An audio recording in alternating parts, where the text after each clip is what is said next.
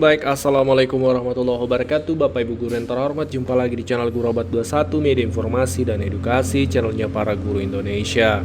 Nah, di video kali ini Bapak Ibu ada satu komentar yang menarik dari subscriber yang perlu kita ketahui bersama, karena ini menjadi pertanyaan yang cukup sering disampaikan di kolom komentar. Seperti ini: apakah betul pencairan tunjangan sertifikasi triwulan 1 2025 sampai 28 Maret 2025? Kenapa kemudian sampai 28 Maret muncul tanggal ini? Kita bahas beberapa fakta pencairan tunjangan profesi guru triwulan 1 sebelum kita jawab secara langsung pertanyaannya. Ini harus kita pahami.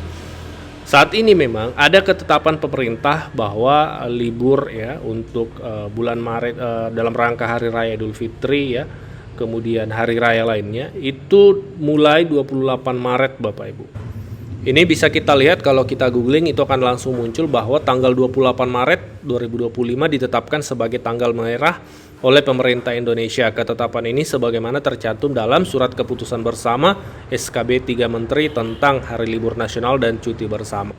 Nah, ketetapan dari pemerintah libur 28 Maret dan biasanya pihak bank itu, baik bank himbara maupun bank daerah, itu ikut ketetapan pemerintah, biasanya ikut. Jadi juga mulai libur 28 Maret. Inilah kemudian muncul tanggal 28 Maret itu batas akhir pembayaran karena pihak bank, kemudian pihak pemerintah juga sudah mulai cuti Bapak Ibu. Kemudian jika melihat jadwal di atas ya, jadwal 28 Maret memang ya ini tadi kemungkinan pencairan sampai tanggal 28 Maret 2025 untuk di bulan Maret ini. Tapi tidak perlu khawatir karena pencairan tentu akan dilanjutkan di bulan April nanti. Bapak Ibu yang belum mendapatkan haknya tentu pihak pemerintah akan tetap menyalurkan. Hanya memang mungkin akan lewat dari Idul Fitri Bapak Ibu. Terutama yang sudah pencairan itu adalah tentunya yang sudah terbit SKTP. Saat ini kenapa kemudian belum bisa pencairan banyak guru? Karena belum terbit SKTP-nya. Banyak faktor yang menyebabkan, dan yang paling umum kita lihat adalah banyak guru yang lambat terbit SKTP-nya di Info GTK karena berminggu-minggu di kode 13 menunggu verifikasi bank. Banyak yang belum dinyatakan aktif oleh bank ya, belum muncul status aktifnya. Kemudian banyak juga yang belum muncul nomor rekeningnya dan sebagainya di kode 13. Angka keramat katanya bahasanya teman-teman ya.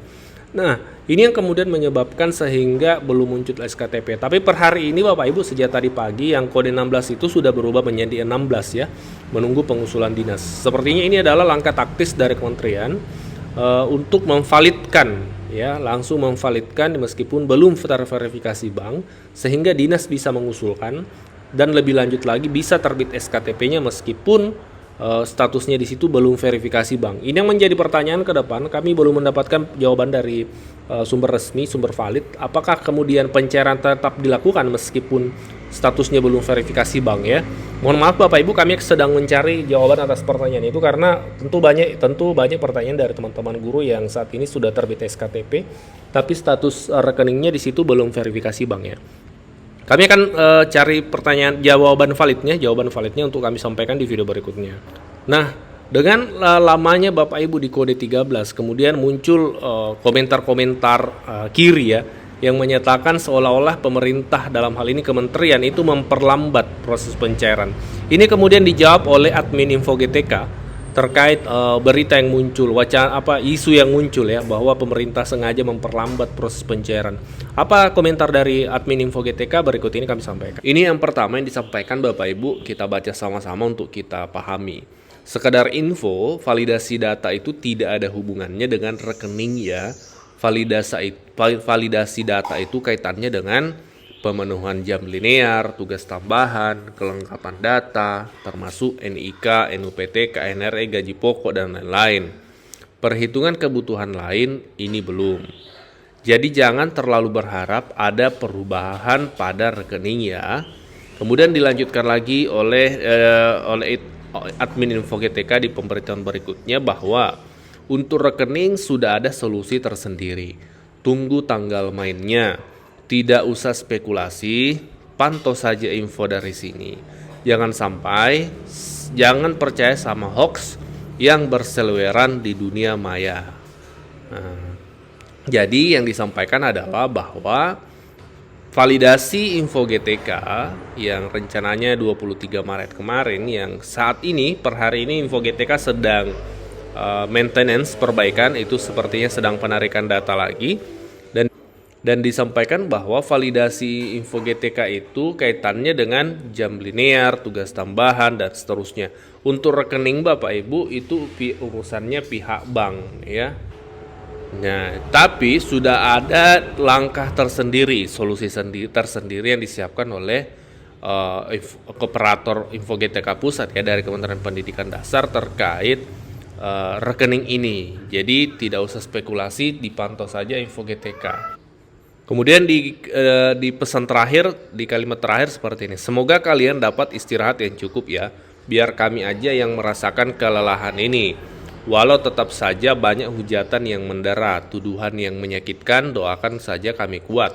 Tapi saya yakin Sobat Mimin semua bukan orang yang berpikiran sempit seperti itu. Nah, ini informasi dari info GTK pusat ya, dari Kementerian Pendidikan Dasar Menengah. Dan sebelumnya beberapa waktu yang lalu itu juga ada informasi yang disampaikan oleh operator info GTK pusat juga melalui saluran Bapak Ibu. Bapak Ibu tentu sudah bergabung di saluran tersebut. Nah, apa yang disampaikan oleh operator? Mari kita simak sama-sama pesannya. Seperti ini penyampaiannya. Bapak Ibu, Sobat Mimi yang luar biasa, kami sangat memaklumi kegalauan kalian dengan proses yang sekarang berjalan. Hanya satu kalimat yang dapat saya sampaikan, mohon kesabaran sobat semua dan biarkan kami bekerja semaksimal mungkin. Bahkan kami sudah tidak punya waktu lagi untuk keluarga beberapa minggu ini karena dikejar untuk secepat mungkin menyelesaikan pekerjaan ini. Mungkin ini yang harus kalian tahu. Satu ya, ada 9. Yang pertama, tidak ada niat pemerintah sedikit pun untuk memperlambat proses pencairan tunjangan, malah alasan mengapa pembayaran ditarik ke pusat adalah agar dana tunjangan gak ada istilah mampir dulu di kas daerah, tapi langsung dari kas negara ke rekening kalian. Ini yang pertama. Jadi tidak ada keinginan dari pemerintah pusat untuk memperlambat. Hanya memang prosesnya saat ini yang sedang berjalan. Ya. Yang kedua yang disampaikan oleh Kementerian Operator Info GTK ya. Tidak mudah mengumpulkan data rekening 1,5 juta guru dari 500 kabupaten kota seluruh Indonesia, dari Sabang sampai Merauke dengan segala permasalahan teknis yang berbeda-beda. Yang ketiga, tidak mudah mengolah data yang berasal dari lebih dari 500 kabupaten kota.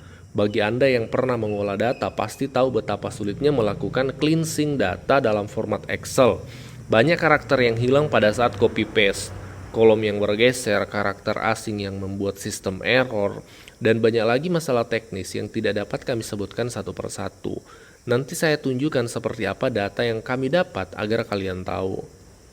Nomor 4, pemberitahuan yang keempat ya.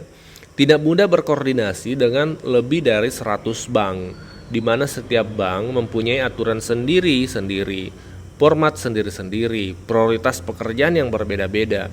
Kita tidak dapat memaksa mereka bekerja cepat karena mereka bukan bawahan kita. Kita hanya dapat berkoordinasi, tidak lebih dari itu.